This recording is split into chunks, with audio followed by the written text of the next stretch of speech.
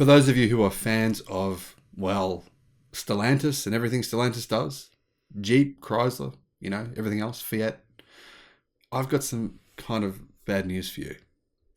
Stellantis' CEO, Carlos Tavares, has said many times in the past that he thinks electric cars will be a big struggle for the company. Let's be frank, that's what he said. He said it costs Stellantis twice the price to build an electric vehicle versus a gasoline-powered vehicle. And today, he's just come out and said it.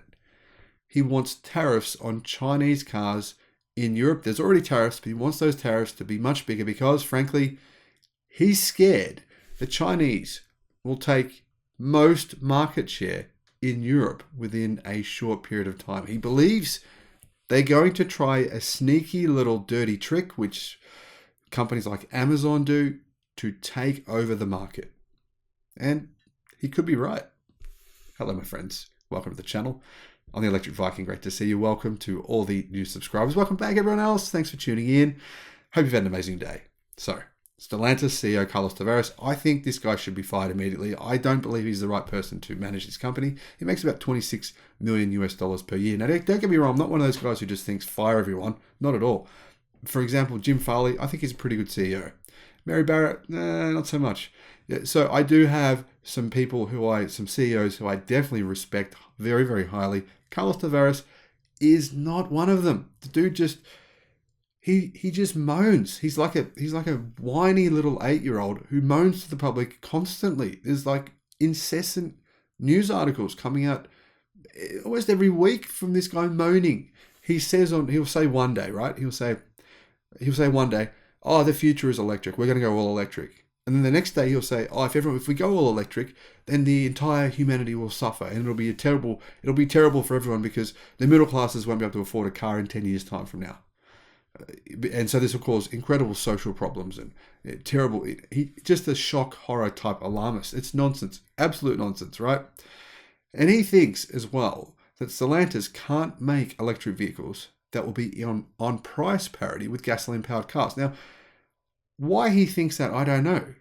But I do know why now he's scared of the Chinese. Because in China, yeah, they can make them on price parity. And they are now. I mean, I'm sorry for those of you who don't believe me, but it's true. Look at the Chinese car market. You can buy an EV in almost every market segment, in almost every size of car, for the same price, maybe 10% more max. Very similar prices to gasoline-powered vehicles.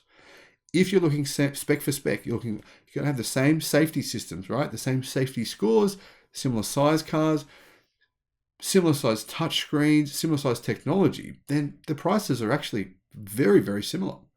So the reality is, for many car companies in China, including Tesla, they'll be able to manufacture EVs for less money than companies like Stellantis will be able to manufacture gasoline-powered vehicles in 5 years' time from now.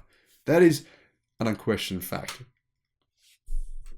So Carlos Tavares wants the European Union to be harder on Chinese car makers to try to make it very difficult for them to compete in China. Now, for those of you unaware, right now, there's about 10 different Chinese automakers that have just entered the market in Europe. And obviously there's Tesla as well. And obviously a lot of Tesla's vehicles they're selling in Europe are made in China. So you can add Tesla to that list. There's 11, right? Tesla just had the best-selling vehicle in Germany, period, in September, the Model Y. In fact, it nearly sold as many cars in Germany as BMW did. I believe it's inevitable that Tesla will sell more vehicles than BMW in Germany within 12 months' time. So yeah, you can see why companies are starting to get very concerned now about the electric revolution coming, Chinese car companies coming, Tesla coming to disrupt their auto market, which is huge for their economy. Here's what he said. Very simply, we should ask the European Union to enforce the same conditions in Europe for Chinese manufacturers under which we, the Western manufacturers, compete in China. The European market is wide open to the Chinese, and we do not know if their strategy is to grab market share at a loss and increase their price later. That's what the Chinese are doing already right now. So he's right on that. The Chinese are trying to get market share in China by selling at a loss. That's true. NIO does that, XPeng does that, Leapmotor does it. Pretty much everyone's doing that except for BYD and Tesla. BYD was doing that. They're not anymore. That's what makes it actually even more remarkable that Tesla was able to be so successful in China, because that's their competition. And they're still selling cars at massive profit in China. That's actually quite an incredible statement when you think about it. The fact that Tesla can do that. Tesla didn't say, you know what, mummy, help me. Tesla just got on with it and did it. They made it happen. Why can't Stellantis do the same thing? Well, I don't know. But Tavares reportedly referenced conversations he's already had with French President Emmanuel Macron about these tariffs. Mr. Macron had been vocal about the impact of Chinese tariffs and a recent American push to encourage local EV manufacturing on European car makers. Basically, France is saying, why, Americans, it's not fair you subsidize your EV industry in America. It's okay for us to do it here in France, but you're not allowed to do that in America. No, you guys, that's not fair. Yeah, this is ridiculous, but it's not just France. The European Union said the same thing. China said the same thing. South Korea said the same thing. Yeah, everyone wants a piece of the American auto market, and they don't want to have to make their cars in America in order to take that share. European-made cars face tariffs of between 15 and 25% in China, compared to the 10% applied to Chinese-made cars imported to Europe. Now, realistically, EVs face around a 15% tariff compared to 10% in Europe. So the difference is only 5% here when you look at the actual numbers here. If you actually did increase the tariffs on Chinese electric vehicles in Europe to 15%, I don't think it's anywhere near enough to make any difference at all.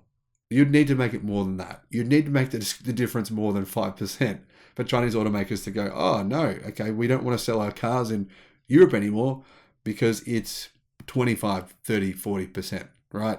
Now, Great Wall Motors right now are getting ready to roll out their Aura electric and Way luxury vehicles in Europe. MG, they're already selling the MG4. It's got rave reviews all around Europe. People are just going, give us one of those. People want to buy them. They're lining up for them. Of course, NIO, XPeng are selling their cars there. There's just a list. There's a huge list. I'll make a video very soon of all the automakers right now that are in Europe, right? That are just selling in Europe or are selling in Europe within the next few months that are based in China. BYD, they've recently arrived in Australia. They are making a push into Europe. And they've rolled out several new cars already. They've rolled out, in fact, 3 cars in Europe, and they're bringing another 2 in addition. Those extra 2, if you haven't heard what those are, the new BYD Seal and the BYD EA1, which is the BYD Dolphin. The BYD Dolphin is going to crush the European market. That's scary. I can see why he'd be scared of that car. I mean, BYD can sell these things for $20,000 and make a profit. And it's a pretty good car. It's like a similar size to a Toyota Corolla on the inside. It's an electric car. It's got a good range. How they can compete with that car in Europe, they won't be able to. So I can see why he's scared. Mr. Tavares heads up a group including brands ranging from Jeep and Dodge to Fiat and Peugeot. He's been outspoken about Europe's recent automotive policies. In fact, the guy is just all around outspoken. All around whiny, in my opinion. In January 2022, he warned plans to move away from internal combustion by 2035 are extremely risky and will cause enormous social problems. 2035, that's 13 years away. He said, what is clear is that electrification is a technology chosen by politicians, not by industry. Given the current European energy mix, an electric car needs to drive 70,000 kilometers to compensate for the carbon footprint of manufacturing the battery and start catching up with a light hybrid vehicle, which costs half as much as the EV. Now, just this week, he followed this up by arguing the dogmatic decision that was taken to ban the sale of thermal vehicles in 2035 has social consequences that are not manageable.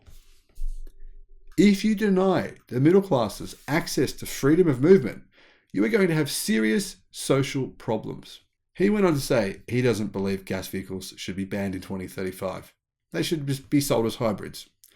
What we have to offer our European leaders is a transitional solution, he said. Basically, Stellantis thinks it will make a loss on its EVs because it does now. It thinks the same will be the case, status quo, nothing will change by 2035. If that is a leader of your company, get rid of him. Get someone with a vision for the future. Thanks for watching. Let me know your thoughts in the comment section below. Bye-bye.